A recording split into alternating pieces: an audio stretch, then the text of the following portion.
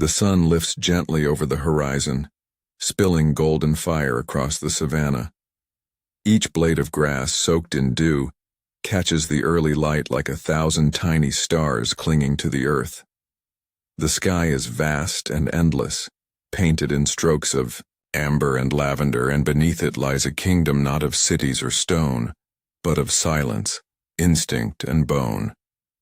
In this vast wilderness, where survival is measured by strength and timing, power is not inherited, it is earned. And keeping it comes at a cost. A lion's roar echoes faintly in the distance, low, resonant, and ancient. It rolls over the acacia plains, commanding attention, marking territory. That roar does not ask for permission. It declares authority.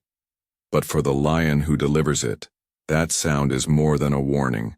It is a prayer and a challenge. The king of this land, a male named Ruto, strides through the tall grass. His mane, thick and dark with age, catches the morning breeze, the tips feathered with dust. Scars score his muzzle and shoulders, each one a signature in the ledger of survival. He is a survivor of many battles, a ruler not because he was born strong, but because he endured longer than others. Around him the pride begins to stir. Lionesses rise from their shaded beds beneath the scrub, stretching and yawning. Their eyes are sharp, alert even in repose. Cubs tumble over each other in play, learning the habits of strength in games that will one day become fights for life. Ruto watches them from a short distance, not a part of the play, but not apart from it either. He is protector, enforcer, and father. Yet the bond between him and the pride is fragile, defined not by affection but by function. The lionesses accept him because he brings order. He shields the cubs from wandering rogues and keeps invaders at bay, but leadership is not without peril. In the distance, vultures circle, a reminder that death is never far. Every carcass carries a story of loss. Every lion who holds a throne does so with the ghosts of those who failed. Ruto's reign has lasted 2 seasons. In lion years, it is a solid stretch of time. But the signs are beginning to show. His gait has slowed. His muscles, though still powerful, lack the explosive violence of his prime. And the wilderness is watching. 2 young males, exiled years ago from a pride of their own, have been trailing his territory. Macaulay and Tembo, brothers in blood and ambition.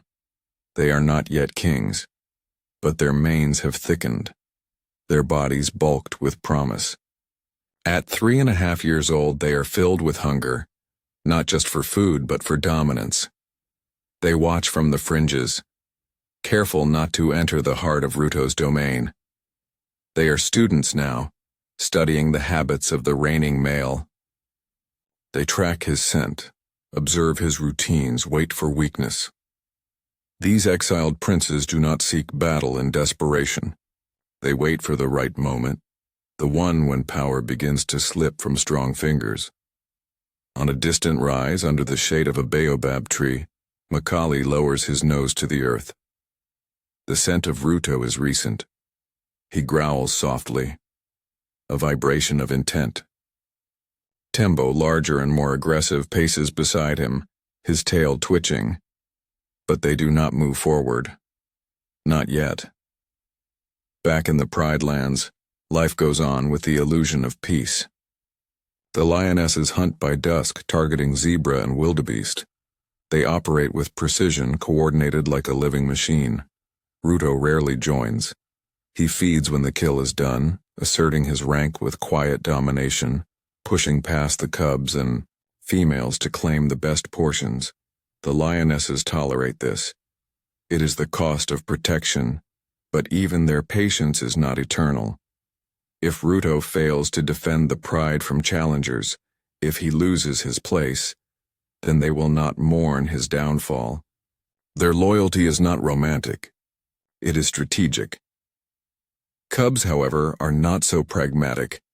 One cub in particular, A 4-month-old male named Sefu lingers close to Ruto. Where other cubs scatter, he follows. He watches Ruto's movements, mimics his postures. There is no real comprehension. In his gaze, only the beginnings of bond and admiration. Sefu does not yet know that his fate is tied to his father's strength. Should Ruto fall and a new coalition take over, Sefu and his siblings will be in danger. New males do not raise the offspring of another, they eliminate them. Quickly, efficiently. This is the law of the wild, a brutal calculus. To sire the next generation, a male must destroy the last. And so, as night falls over the savannah and the lions gather under a moonlit sky, the danger simmers just out of sight.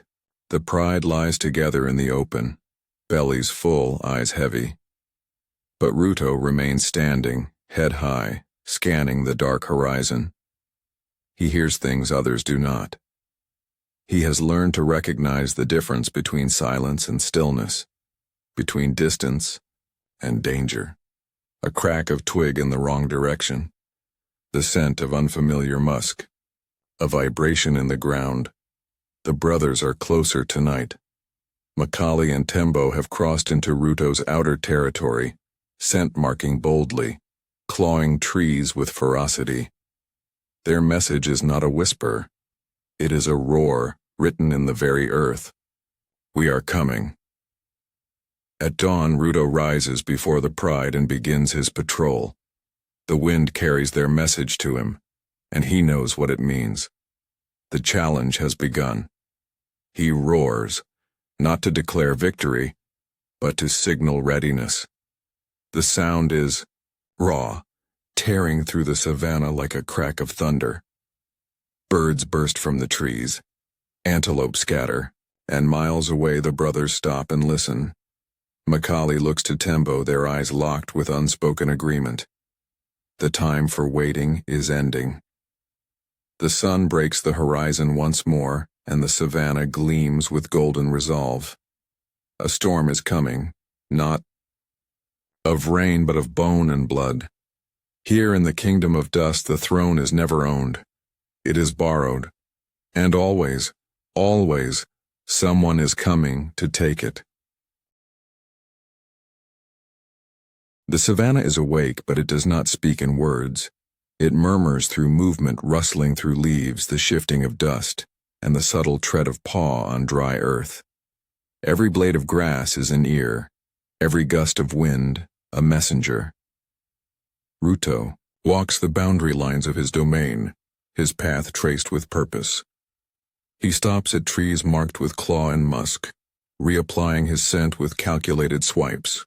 These are not idle gestures, they are declarations, warnings, claims of power drawn across an invisible map. But the lines are not holding. A new scent drifts in from the north, strong, recent, defiant. It coils in the back of Ruto's throat, like smoke. His lip curls into a silent snarl and his eyes narrow. The challengers have stepped closer, not intruders anymore. Invaders. Makali and Tembo are no longer hiding in the shadows. They move through the grasslands like ghosts, but they are bold. Their path cuts through a portion of Ruto's territory that was once sacred, untouched by any foreign paw. The two brothers now sleep in places Ruto once ruled without question. Their bodies are lean, powerful, their muscles honed by exile, hunger, and survival. Makali, the quieter of the two, carries intelligence behind his eyes. He studies every scent, reads every track. Tembo is bolder. His roar is already louder than his years suggest. He is strength in motion, but untempered. Makali reins him in, yet both know their goal is not distant anymore. A takeover is near. Back. At the heart of the pride's range, lionesses move with unspoken awareness. They sense the change in the air, not through alarms but through instinct. Their glances are quicker, their positioning tighter. They stay closer to the cubs. When they hunt, they do so with swifter precision, no room for mistakes. One lioness, Nia, the oldest and wisest among them, walks with authority. She remembers Rudo's arrival, how he ousted her previous pride male, how she had watched him fight and bleed for dominance. Now she watches him again, not as a mate, not even as a protector, but as a figure wearing a crown of dusk. She does not love him, but she respects him, and more importantly, she depends on him. For now, the cubs, oblivious to the looming war, play beneath a camel-thorn tree. Sefu, still curious and bold, pounces on the tail of an older sibling.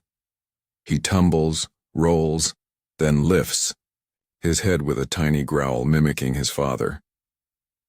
The lionesses glance at him, some with affection, others with caution. Their lives hang on a thread. Rudo returns from his patrol and rests on a rise overlooking the pride. He is quiet, but his body hums with tension. His chest rises and falls in steady rhythm, but his ears are alert, turning toward even the softest noise. That evening, the grass carries a message, a roar, deep, booming, alien, tears through the eye. Dusk. Macaulay. Rudo lifts his head sharply, gaze locked on the horizon. The lionesses freeze mid-step.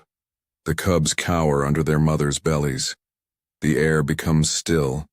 The entire landscape holds its breath. Then another roar, louder, layered, with threat and youth. Tembo. A chorus of defiance. Ruto rises. The moment has come. He does not wait for nightfall. He moves now, his stride long, determined.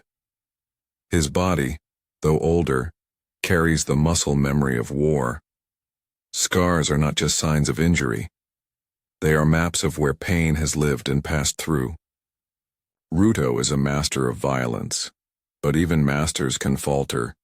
He reaches the outer rim of the Pride Lands as the stars begin to pierce the sky. There in the moonlight the brothers stand, tall, ready, radiating challenge like heat. The confrontation is silent for a moment. 3 lions in a triangle of power. The wind moves between them, whispering old truths, that every king must fall, that no reign is eternal. Tembo takes the first step forward, chest broad, teeth bared. He snarls, a sound filled with hunger and fire. But it is Macaulay who moves with precision. He does not lunge, not yet. He watches Rudo's stance, his balance, the way he shifts his weight. Rudo growls low, deep in his throat. His mane lifts in, the breeze, and his eyes blaze. He knows how this must go. If he flees now, he lives, maybe. But he loses everything. The pride, the cubs, his bloodline. And so he does not flee. The fight erupts not with a roar, but with a crack of muscle and bone meeting in collision. Tembo charges from the left, Macaulay from the right. Rudo spins, his body a flash of movement, catching Tembo's shoulder with a swipe that draws blood. But Tembo does not fall. Macaulay is faster than Rudo anticipated. He strikes from behind, teeth sinking into Rudo's flank. Rudo bellows, turning on him with a roar of rage and pain. The 2 males crash together in a whirl of dust, claw, and fury. Tembo recovers and charges again, 2 against 1. The night fills with sounds that do not belong to peace. Roars, snarls, the thud of bodies. Blood splatters the grass. The earth drinks it all. Hours pass, or maybe only minutes. In battle, time is meaningless. Eventually, the dust settles. Rudo stands, barely. His sides heave. Blood runs in rivers down his legs. One eye swollen shut. His mouth, still curled in a snarl. But his enemies are still standing too. Macaulay is limping. Tembo's ear is torn, but they are upright. And together, Rudo backs away. not in surrender, but in grim understanding. He cannot win. Not alone. Not now. He retreats into the darkness. Back at the pride, the lionesses have heard it all. They remain still, tense.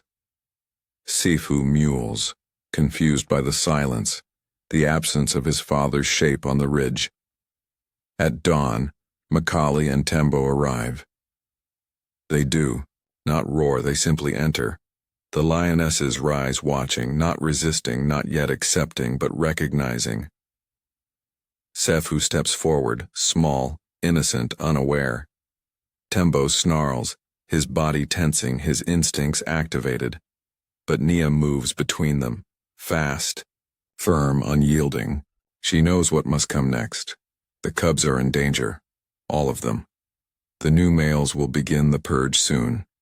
Their first act of leadership will be one of blood. And the lionesses must decide, do they defend their young and risk everything? Or, do they allow the storm to pass and breed anew with these violent newcomers? It is not an easy choice. There are no easy choices in the wild. Far away, Ruto lies beneath a thicket. His breath is shallow, his wounds raw. The vultures circle, but he is not ready to die. Not yet. The dust may cling to his body, the flies to his eyes, but his heart still beats with fire. He has lost his kingdom, but not his will. Dawn comes without fanfare. It spills over the savannah in a pale wash, revealing the aftermath of power's violent exchange. The grasses bear the prints of struggle. Clumps of fur lie scattered like fallen banners. Silence rules, broken only by the cries of hornbills and the distant bark of a jackal. The pride awakens to a new era. Macaulay and Tembo, now bloodied monarchs, walk among the lionesses like twin shadows. Their presence is a smoldering force, unsettling the rhythm of the land. They are not familiar, they are not trusted, but they are here, and they are in control. There is no ceremony, no coronation. Leadership in the lion world comes at a cost, paid not in gold but in life. Tembo circles the cubs. His eyes are dark, focused. These little ones bear the face of Ruto, his enemy, his rival, his predecessor. The lionesses stand close, muscles coiled, hearts torn between fury and fear. To resist is to die. To submit is to lose their offspring. Either path demands sacrifice. Nia, the matriarch, does not speak, but her eyes tell stories. She has seen this before. When the last pride male fell, she lost 2 cubs. This time it is worse. The bond she has formed with Sifu and his siblings is deep, deeper than she expected. But sentiment is a luxury predators can rarely afford. The purge begins. It is not loud. It is not frenzied. It is cold, efficient. Tembo strikes first. He lunges forward and seizes a small cub by the neck. The cub screams, a high, brief sound, then silence. The others scatter, but the grass offers no escape. Macaulay is methodical. He does not relish the act, but he does not hesitate either. Each cub represents a threat to their bloodline. Each one must be removed. The lionesses do not attack. They growl. They hiss. One charges Tembo but is batted aside with a savage swipe that opens a bleeding gash across her shoulder. Sifu runs toward Nia, his tiny legs stumbling through tufts of grass. Nia scoops him up in her jaws and vanishes into the thicket. Heart pounding. Behind her the pride unravels. One by one the cubs fall, the sun climbs higher. The purge continues. Dust rises and swirls over broken bodies. The earth does not weep, it absorbs. By midday the savannah is quiet again. 4 cubs lie lifeless in the grass. The lionesses circle their still forms in silence. No mourning, only memory, but not all have died. Sefu survives, and two others, hidden, protected. The lionesses, bound by maternal instinct, have managed to conceal them, at least for now. The new kings do not know, or perhaps they suspect but do not press. Time buys them a fragile chance. In the days that follow, the mood shifts. Macaulay begins the slow work of establishing dominance not just through fear but through presence. He patrols the territory. He roars at dawn and dusk, claiming the air itself. He mates with the lionesses, some unwilling, others resigned. The pride, bruised but unbroken, adapts. Tembo remains unpredictable. He is a storm. Quick to anger. Prone to reckless chases. He kills a warthog in broad daylight, not out of hunger, but fury. He fights with hyenas over a carcass until his muzzle is bloodied and raw. But Sefu watches. Hidden among roots and thorns, he learns. His tiny eyes track Tembo's every move. His small heart burns with something he cannot name. Far from this upheaval, Ruto heals. His wounds are slow to close. Flies cling to them, and his movements are stiff. But he survives. Driven not just by instinct, but by something more. Pride. Yes, but also loss. He knows the purge would have begun. He can feel it. In his dreams he hears Sefu's cry. He does not know who has lived, who has died. The uncertainty is a deeper wound than any tooth or claw. He drinks from shallow pools. He hunts alone. Small kills, enough to sustain. His mane is thin, his strength diminished. Yet he persists, not as a king, not yet, but as a father, as a lion who has not given up. The savannah moves on. Seasons shift. Rain clouds begin to gather. The air grows thick with promise. The lionesses begin to hunt again with greater success. Under Macaulay's reign, they find stability, order. Though grief lingers in their eyes, life resumes its course. Naya keeps the secret of the hidden cubs. She feeds them in secrecy, taking meat from kills and returning under cover of night. Sefu grows slowly. His body thins with hunger, but his eyes sharpen. He plays with shadows. He mimics the posture of older lions. One day he growls at a vulture, and it flies. Tembo hears whispers of missing cubs. He begins to search. Nia diverts him with false trails. He finds nothing, but suspicion festers. Then one day the rains come. The sky splits open. Lightning forks across the plain. Thunder rolls in waves. The earth drinks deeply, and the grass begins to rise. With the rains, the prey returns in abundance. Wildebeest flood the plains. Gazelles leap. Zebras chant their stripes into the horizon. It is a time of feast, but it is also a time of reckoning. Macaulay begins to sense Tembo's instability. The young male grows restless. He begins to challenge decisions, to mock his brother's caution. Their bond, once forged in exile, is now strained by power. In the background, Sefu grows. He is no longer a cub, not quite a juvenile, somewhere between.